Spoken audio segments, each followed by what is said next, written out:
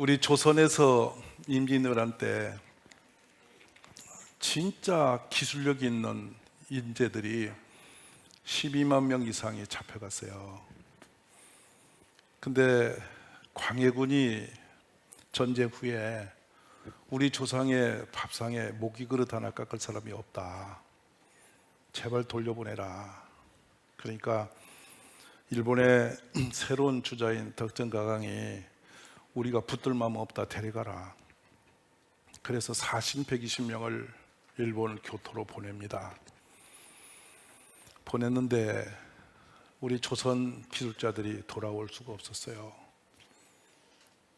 왜냐하면 3년여 동안 사신들이 가서 그들을 기다리는데 다 찾아와서 그들이 뭐라고 했느냐, 우리 어머니 안부를 묻고 우리 형님의 안부를 묻고 자기 가족들의 안부를 물으면서 울고 가는 거예요. 그러면서 자신들이 벌어들인 일부의 돈을 갖다 주면서 꼭 좀 절해주세요. 얼마나 울고 갔는지. 대돌이 떴다, 누각이란 이름이 나옵니다. 눈물 루자로 뜬 조각. 그러면 그분들은 왜 못 돌아왔는가? 주홍 글씨가 새겨져 있는 사람들이에요. 잡놈입니다. 아무리 일을 해도 잡놈이고 이름이 없어요. 좋은 이름 붙이면 개똥입니다. 기술자를 멸시해도 그렇게 밟아서 멸시해서 평생 잡놈은 잡놈으로 이름도 석자 올리지 않고 밟아놓은 상태. 운명적으로 소망이 없었죠. 일본에 가니까 그 기술자들을 애우를 해서 1년에 쌀을 600석을 주고 도자기만 구세요. 그 도자기가 지금 교세를 하는 오사카에 가면 세계 초인류의 세라믹 회사의 원조입니다. 조선 기술이에요. 그분들이 그 처참한 일본 땅에서 언어도 안 통하고 잡혀갔는데 대접을 받는 거예요. 인생의 가치를 인정받는 거예요. 살맛이 났죠. 그 도자기가 유럽으로 팔려가서 일본은 경제대국으로 일어납니다.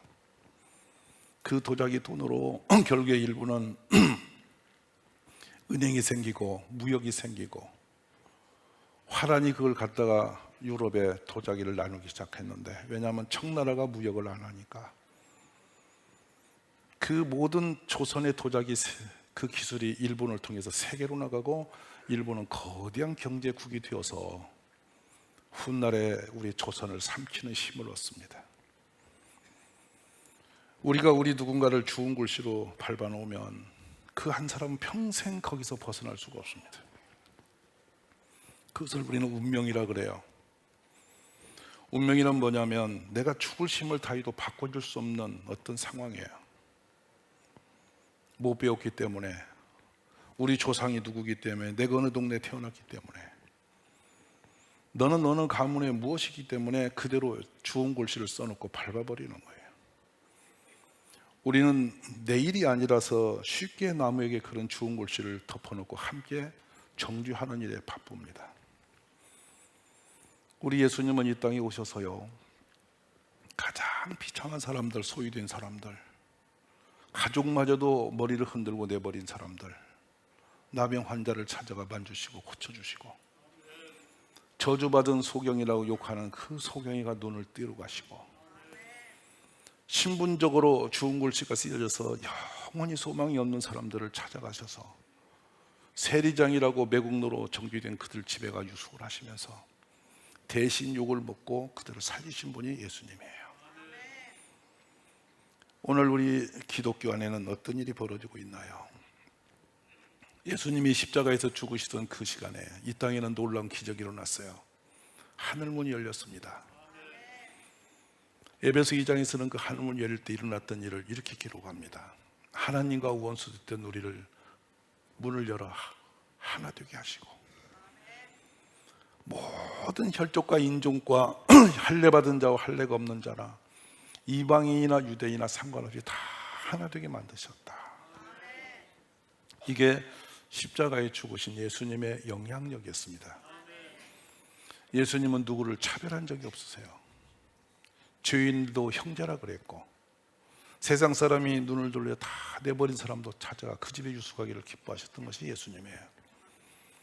오늘 기독교 정신이 이 땅에 회복되기를 기도합니다. 쉽게 나도 모르게 정죄하고 누가 써놓은 그 글씨를 돋구고 나는 그렇게 정죄하는데 바쁘잖아요. 우리는 누가 써놓은 좋은 글씨 같이 따라가기는 쉬워요. 그러나 본인이 좋은 글씨에 엮이면 어떡할까요? 내가 그 정죄된 대상이 되었으면 어떡하겠어요? 생각 없이 남이 그거는 그 좋은 글씨를 가지고 사람을 평가하고 판단하는 거 결코 정당치 않아요. 오늘 대한민국은 그런 좋은 글씨가 너무 많아져요. 편을 가르고 서로가 서로를 정죄하고 좋은 글씨를 씌워놓고 욕을 하고 영원히 만날 수 없는 원수로 우리를 정죄해버리는 그런 나라가 되었어요. 기독교 정신은 결코 그런 나라의 정신이 아니에요. 어떤 사람이든 우리는 사랑으로 녹일 수가 있어야 되고 원수 맺는 일이 없어야 돼요. 정죄하는 일은 우리 권한이 아니에요. 하나님 손에 있어요. 판단하는 권한 우리에게 없어요. 비방할 권한도 없어요. 우리는 이미 비방받아 마땅히 죽을 죄인이지 누구를 정죄할 만큼 의로운 사람이 있다 한 명도 없어요. 우리 서로 사랑하는 공동체 되시기 바랍니다. 알베르트 키첼러는 바꿀 수 없는 것의 인생을 소모하지 마라. 철학적으로 인간의 운명을 결정하는 사람이 있죠. 즉 내가 스스로 노력으로 할 수 없는 모든 것은 운명의 역사다. 우리는 그걸 바꿀 수 없으니 그대로 맡겨놔라. 태어나는 거 내 마음대로 할 수 없고 가문이 내 마음대로 될 수 없고 어느 시대의 역사가 내 마음대로 가능한 게 아니고 사회적 변화 구조를 내가 어떻게 할 수 없지 않냐. 운명이다. 그 되어진 상황은 너가 바꿀 수 없지만 그 상황 속에 너 자신이 그걸 받아들이냐 마냐는 네가 결정할 수 있지 않느냐. 두 번째 관계적 영역을 말했어요. 사랑관계입니다. 다 좋은 사람으로 살고 싶고 칭찬받고 싶잖아요. 누가 사람들한테 욕먹고 싶고 정죄받고 싶은 사람이 누구 한 명이라도 있겠어요? 근데 그렇더라 하면은 다 그 옷을 입혀서 정죄를 하는 세상이잖아요. 어느 날은 좋은 친구였는데 어느 날 나를 뒤에서 그렇게 욕을 해서 나를 괴롭히는 사람이 있잖아요. 가장 믿을 수 있는 사람이라고 결혼했더니 그렇게 나를 괴롭힐 수도 있잖아요. 관계 형성이에요. 이것도 때로는 내 맘대로 될 수 없는 영역이라 그래요. 그래서 남을 변화시킬 수 없거든 내가 변해라. 상대방을 설득시킬 수 없거든 너 스스로 그냥 포기를 하든지 네가 수용하든지 네가 너 자신을 정리해라. 세 번째로는 자신과의 문제입니다. 우리 나름대로 다 성품과 기질이 있잖아요. 그런데 내 성품 하나, 내 마음 하나, 내 감정 하나 통제를 못해서 늘 고통스럽잖아요. 어떤 분은 그렇게 말해요. 목사님 내 입이 방정이에요. 누구 입인데? 그랬더니 제 입 말입니다. 왜 방정이야? 괜히 쓸데없는 말에서 그렇게 친한 친구에게 맨날 내가 이렇게 힘들어요. 굳이 왜 입이 그렇게 묶어? 그랬더니 입을 감당이 안 돼요. 만나고 집에만 가면 입을 자기가 찢는데요. 근데 또 다음날 또 한대. 운명적이에요. 누가 그렇게 산 것 같더니 우리 엄마가 그랬나? 또 그래요. 어디다 핑계대고 자신 아닌 것처럼 그래요. 입을 봉하고 살아. 그랬더니 안 닫아진대 입이. 옆에 분 인사 좀 하세요. 그 입을 어쩔고. 감당이 안 돼요. 그런데 정리를 합니다. 철학자들은 행복은 밖에서 오는 게 아니다. 자기의 내면에서 관리할 수 있는 것이다. 그게 지혜로운 삶이라고 말씀을 해요. 철학은 이렇게 정해질 운명의 틀을 벗을 수 없다고 정리를 끝냈어요. 그런데 저는 그보다 놀라운 은혜 안에 있는 것이 기독교인이라고 생각하는 거예요. 왜냐하면 하나님은 우리의 운명을 바꿀 수 있어요.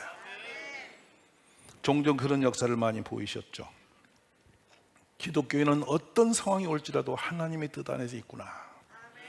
하나님의 섭리 속에 있구나. 이렇게 하나님을 바라보면서 그 어둠의 늪을 견딜 힘을 갖게 되는 거예요. 어떤 위기가 내 삶을 삼키러 온다 할지라도 하나님이 하신다면 내가 어떤 고난을 당할지라도 하나님이 보고 계신다면, 내가 아무리 억울해도 하나님이 아신다면 나는 이길 힘이 있는 거니까 하나님이 하실 것이다 하는 거, 이게 우리의 신앙인의 모토예요.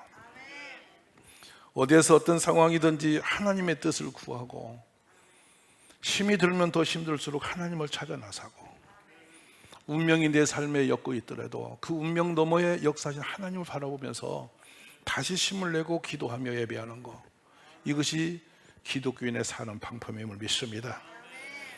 통제할 수 있는 운명도 지나갈 수 있고요, 내 생각 같지 않은 모든 관계도 주님이 풀어줄 수 있고요, 내 스스로 나를 감당할 수 없는 내도 주님이 변화시킬 수 있는 분임을 믿습니다.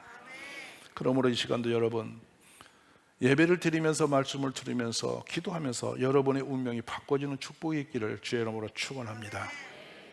야곱은 영원히 축복의 도선에서 벗겨져서 태어난 사람이죠. 태생적 운명이 그에게는 유면회를 당한 사람이에요.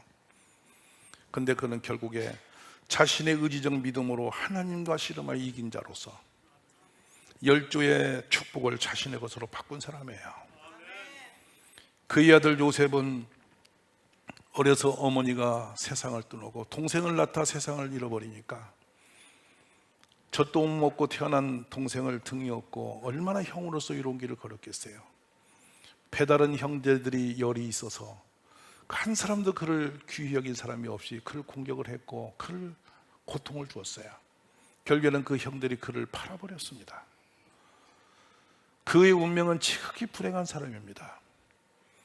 그런데 결국에 그는 노예가 되었고 감옥에 들어갔고 저 이국 땅에 붙잡혀 간 사람이 되었음에도 하나님이 함께 하심으로 그는 위대한 사람으로 살아갈 힘을 주셨어요. 요셉의 길을 바꾸신 하나님이 여러분의 길도 지키시리라고 믿습니다. 다니엘은 세 친구와 함께 붙잡혀 가서 저 오랑캐 바벨론 국에 잡혀간 사람입니다. 부모도 노예가 되었고 자신도 노예가 되어 잡혀간 사람인데 왕의 눈에 띈 것이 문제였습니다. 그래서 더 이상 희망이 없었고 이름까지도 바꿔버린 사람, 다니엘이란 이름, 하나님의 이름이 걸려있던 그 이름이 오랑캐 귀신이 돕는 자라는 이름으로 뒤바뀌어서 불러질 때 그는 처참했을 거예요. 그렇지만 그는 믿음으로 자기의 운명을 바꿨던 사람이에요. 오늘 여러분이 만난 말씀은 하갈의 이름을 보는 것입니다. 하갈이라 한 여자는 몸종입니다.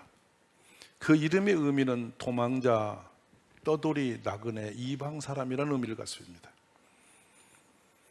여러분 혹시라도 이렇게 옆에서 부르는 사람이 평생 그 이름이 너는 떠돌이, 떠돌이 이렇게 이름이 붙어서 불러준다면 어떤 생각을 하겠습니까? 근데 이 여자는 그 떠돌이란 이름을 가지고 애굽 여자가 가나안 땅에 와서 사라의 몸종이 되었어요. 그의 운명은 종이 된 것입니다. 종은 자신의 의지적으로 자기 인생을 설계할 수가 없습니다. 소유권도 없습니다. 주인이 그의 운명을 주락펴락 할 수 있는 권한을 갖고 있습니다. 아무리 노력해도 자신의 소유가 없습니다. 주인이 죽이면 죽임당하는 거고 놔두면 놓이는 사람이죠. 창세기 16장 3절에는 그 모습을 이렇게 그려놓습니다.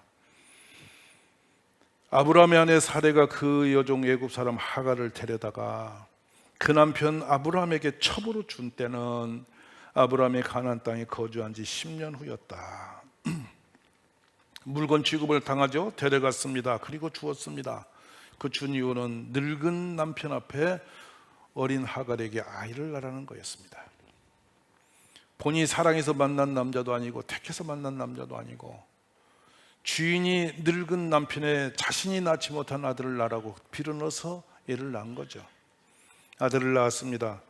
근데 그 아들마저도 어머니 노예 때문에 운명적으로 길이 없는 사람입니다. 이름은 이스마엘이 되었고 아브라함이 86세에 낳은 아들이었습니다. 그런데 그 후로 14, 15년이 지나서 주인 마님이 90살 되어서 임신을 해버렸습니다. 자신한 아들은 이제 숨도 쉴 수 없는 사람이 되었습니다. 본부인 사라가 아이를 낳는 순간 자신들은 존재감이 없어진 거죠. 불행의 어둠이 그 삶을 덮었던 거예요. 그때 아브라함의 나이는 100세라 기록이 됩니다. 창세기 21장 9절에 보면 사라가 보니까 아브라함의 아들 애굽 여인 하갈의 아들이 이삭을 놀리더라. 어린 동생을, 배다른 동생을 이스마엘이 놀리던 것을 보았습니다. 그가 뭐라고 했냐면 이 여종과 그 아들을 당장 내쫓으라 그랬습니다. 사라가 애 낳으면 애 낳고 자라면 자야 되고 쫓아내려면 쫓겨나는 비참한 여자입니다. 누군가가 여러분의 운명을 그렇게 좋은 곳에 있어서 그렇게 휘둘른다면 여러분 어찌 살겠습니까? 그래서 결국에 아브라함은 아내의 마음 이야기를 듣고 그 불쌍한 여자를 내쫓기로 결심을 했습니다. 그 여자의 운명은 너무나 가혹했지 않겠습니까? 세상의 모든 것은 다 그와 등을 돌리고 그를 외면했던 그런 역사적인 사람이죠. 근데 여러분, 아브라함이 아침에 일찍 일어나자 14절에 뭐라고 하고 있냐? 떡과 물 한 가죽 부대를 가져다가 하갈의 어깨에 메어줬다. 쫓겨나는 여자에게 마지막 받은 선물은 떡, 물 한 가죽 부대. 이게 하갈의 인생의 모든 것입니다. 그거 불쌍한 여자 어깨에다 메어주니 애를 데리고 그 길을 나섰는데 부엘세바 광야에서 방황했다라고 성경 기록하죠. 부엘세바의 거리는 보통 50에서 약 60km 전방입니다. 하갈은 그 불쌍한 아들을 앞세워서 어깨에다 물통을 메고 사흘길을 내리 걸어서 남쪽 부엘사바로 간 것은 자신의 친정 고향 땅이 애굽이니 나무로 그냥 갔던 것인데 길을 잃어버렸어요. 길이 안 보이는 거야. 근데 문제는 그 어린 아들이 죽어가고 있다는 것이에요. 기진맥진해서 먹을 것이 떨어지고 물이 떨어지니까 어미 하갈이 더 이상한 소망이 없으니까 자신이 할 수 있는 것은 뭐였을까? 그래서 그 아들을 떨기나무 밑에 눕혀놓고 한 100여 미터 앞에 가서 차마 눈으로 볼 수 없어서 뒷걸음쳐서 쳐다보면서 울기 시작했어요. 여러분, 그 어미의 가슴이 얼마나 슬펐겠습니까? 종종 그런 거 있지 않습니까? 내가 내 목숨을 주어서라도 살리고 싶을 때 길이 없을 때, 해보고 싶은데 어떤 방법이 없을 때 우리는 어떡합니까? 그래서 하갈은 소리 높여 통곡하며 울고 있었습니다. 차마 눈을 뜨고 그 죽는 자식을 볼 수가 없었던 것이죠. 저는 어머니의 그 사랑이 지극한 것이 얼마나 놀라운 심인지를 저는 익히 경험한 사람입니다. 12년 전에 부산에서 예수라도 잘 믿어보겠다고 가족을 데리고 이리 이사 왔던 권사님이 계셨어요. 아들이 친구들과 회식을 하고 아파트 3층인가 4층의 베란다에서 놀다가 밤에 뒤로 떨어져서 콘크리트 바닥에 그냥 떨어졌습니다.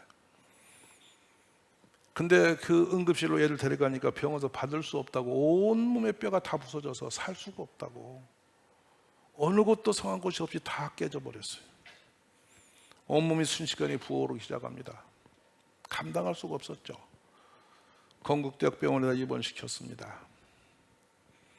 중환자실에 입원을 시켜놓고 아이의 모습도 볼 수가 없는 어머니 밖에서 방방방 뜨면서 쓰러지는데 차마 눈 뜨고 볼 수 없었어요. 그래서 교인은 중보기도원을 조성해서 이제 기도에 들어가기 시작했고, 저는 서울 병원 왔다 갔다 하면서 기도를 하면서 그 병실을 드나거리면서 하는데, 어머니는 이제 그 비닐멍석 하나 깔아놓고 그 병원 복도에 엎드리기 시작해서 2달간을 울었어요. 그런데 기가 막힌 일이 어느 날 이 아이가 발가락이 움직이고 몸이 움츠려지고 붓기가 빠지고 결국에는 앉았습니다. 그러더니 일어나 화장실을 가는 날 통곡을 했습니다. 세상에 화장실 가는 게 그렇게 좋은 일인지 몰랐어요. 그래 혼자 그 부대품을 붙들고 한 발짝 걷는 거예요. 걷는 모습을 보고 울고 했어요. 지금은 완전히 완치가 되어서 결혼하고 아이를 낳았습니다. 어머니의 눈물은 역사를 바꾸는 힘이 있구나. 제가 그때 오면서 늘 생각했어요. 참 어머니의 눈물을 누가 이기겠나. 죽을 자식을 눈물로 살리는구나. 저는 그때 그 장면을 잊을 수가 없습니다.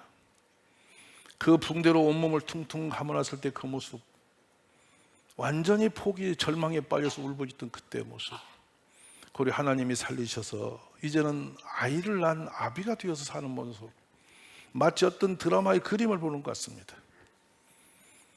오늘 하갈의 그 슬픈 역사를 하나님이 바꾸신 것처럼 우리의 기도도 들으실 줄 믿으시기 바랍니다. 할 수 있는 것은 우는 일밖에 없었습니다. 물 한 모금도 본인의 손으로 기르다 먹일 수가 없는 어미가 되었습니다. 온 세상 아무것도 없는 광야에서 앉았어요. 아들은 죽어가고 있어요. 그래 통곡하며 울었습니다. 그런데 그때의 17절을 보면은 어린아이의 소리를 하나님이 들으셨다. 우리 기독교는 하나님이 들으시면 다 되는 거예요. 어떤 슬픔도 운명도 바꾸실 분은 하나님이십니다.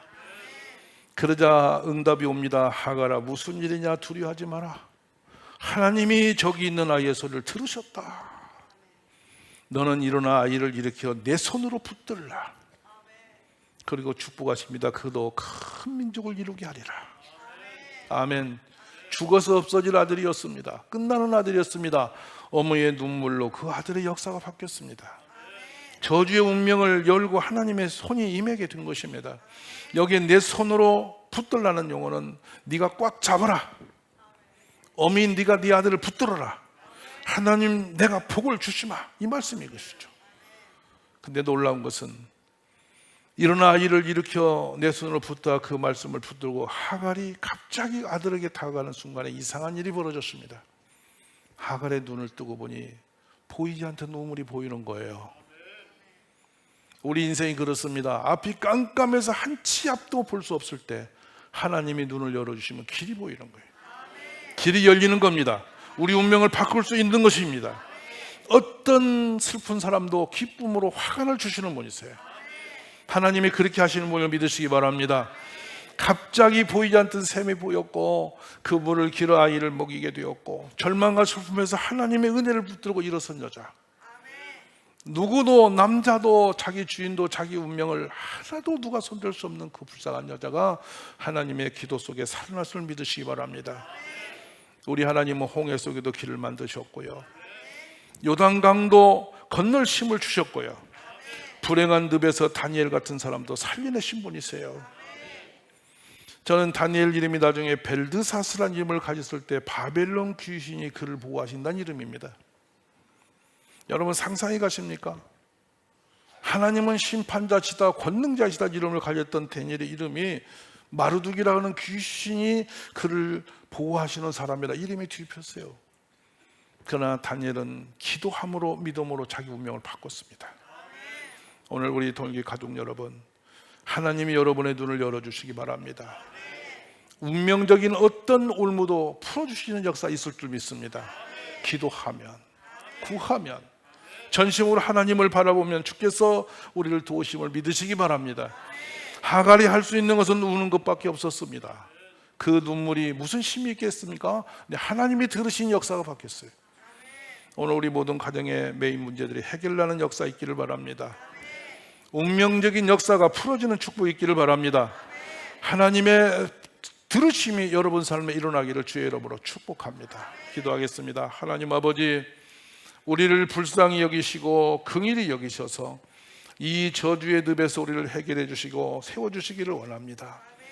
오늘 또 울음으로 밖에 나갈 수 없는 불쌍한 여인의 그 삶을 바꿔주신 아버지께서 저희의 기도도 들으시며 바꿔주심을 믿사오니 주여 역사에 주시옵소서, 깨워주시옵소서.